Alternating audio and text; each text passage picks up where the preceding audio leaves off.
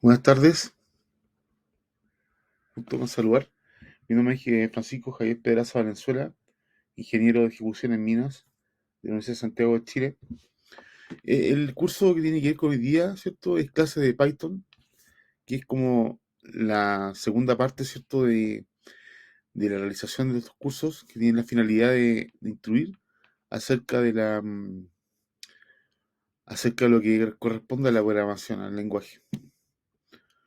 Entonces, para hablar un poco acerca de la programación, tenemos import matplotlib, que es pyplot as plt, y en el cual se ingresa, ¿cierto?, los tiempos asociados, ¿cierto?, a la variable de control, ¿cierto?, de inter, que es como, digamos, la variable que se utiliza en en el proyecto, ¿cierto?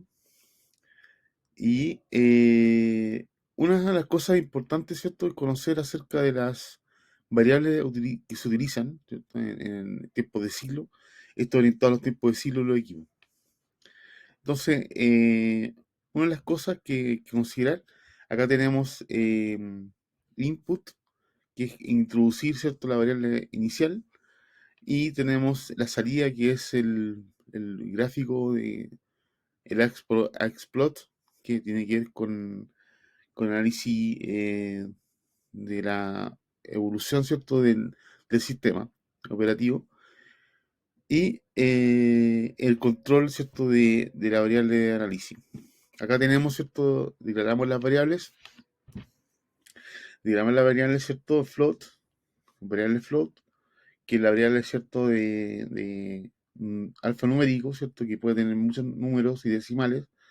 Y tenemos, ¿cierto?, el print, que es la multiplicación, corresponde a f, ¿cierto?, en cual se establece, ¿cierto?, imprime, ¿cierto?, la variable de salida.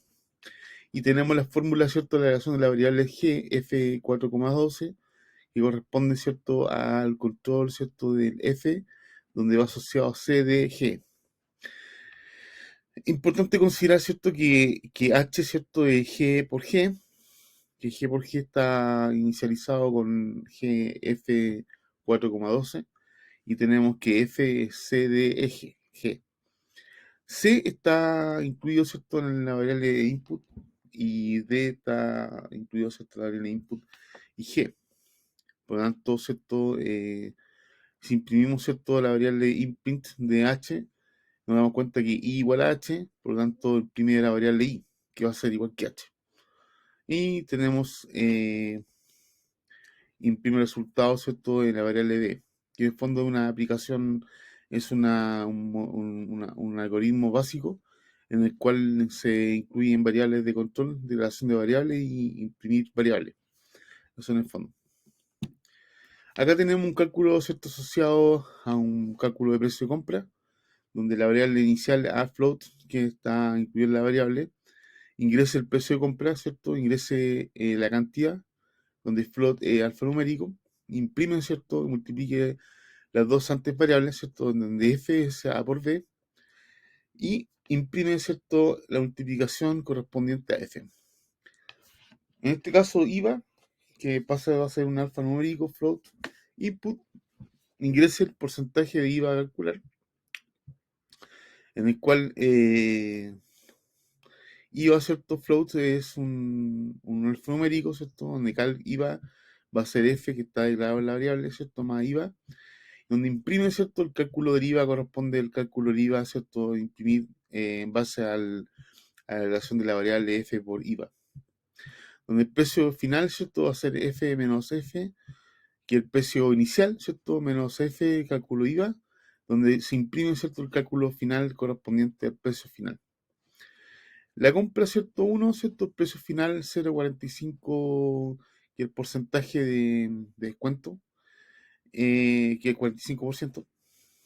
Entonces, compra 2, ¿cierto?, precio final 0,34 y precio final 0,45, que está incluido en la variable que se considera, ¿cierto?, como inicializada.